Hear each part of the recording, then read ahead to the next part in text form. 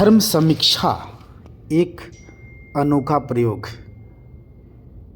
बाबा जगत गुरु शिष्य आनंदमूर्ति जी ने अपने शिष्यों के आत्म कल्याण के लिए एक अनोखा आध्यात्मिक तरीका अपनाया।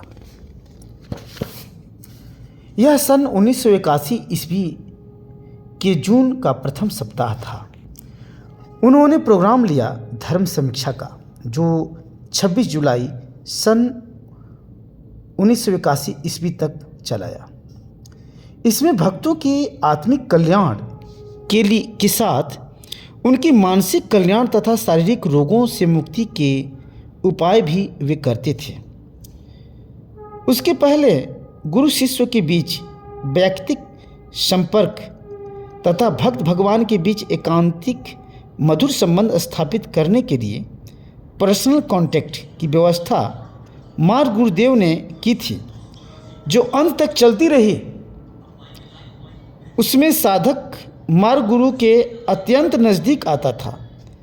गुरु एक्सरे की भांति उसके ऊपर से नीचे मन और शरीर का तथा संस्कारों का क्षण में निरीक्षण कर उसके अनुसार उसका समाधान करते थे।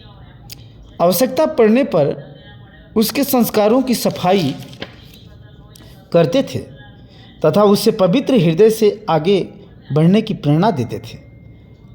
अपने भक्तों को आवश्यकता के अनुसार आध्यात्मिक अनुभूतियाँ भी प्रदान करते थे, किंतु धर्म समीक्षा की महत्ता उससे भी अधिक थी। यह था उसी का बृहद संस्करण। जब धर्म समीक्षा का प्रोग्राम लिया गया तो हजारों साधकों की लाइन लग गई। बंगाल और बिहार के साधकगण आए, देश विदेशों से भी आए साधकों की भीड़ हो गई। मार्ग गुरु समय पर आकर अपने आसन पर बैठ जाते थे। साधकों को लाइन में बैठा दिया जाता था। मार्ग गुरु की मदद के लिए 2 कर्मी नोटबुक और कलम के साथ अगल बगल में खड़े होकर नाम बताते थे। मार्ग गुरु क्षण में उस साधक का आपाद मस्तक निरीक्षण करते थे। संस्कारों को धो देने के लिए अपनी छड़ी से सजा देते थे। फिर आत्मबुद्धि जगाने के लिए कुछ ज्ञान देते थे तथा शारीरिक व्याधियों के लिए विधि विधान आसन प्राणायाम आदि बताते थे।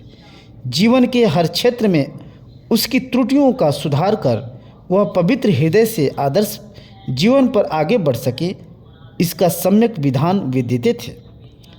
साधक के जीवन का मूल लक्ष्य होता है मोक्ष पाना। उसके लिए उनके संस्कारों का क्षय होना आवश्यक होता है। संस्कारों में अच्छे सुखमय संस्कार तथा अत्यंत पीड़ा देने वाले संस्कार भी होते हैं।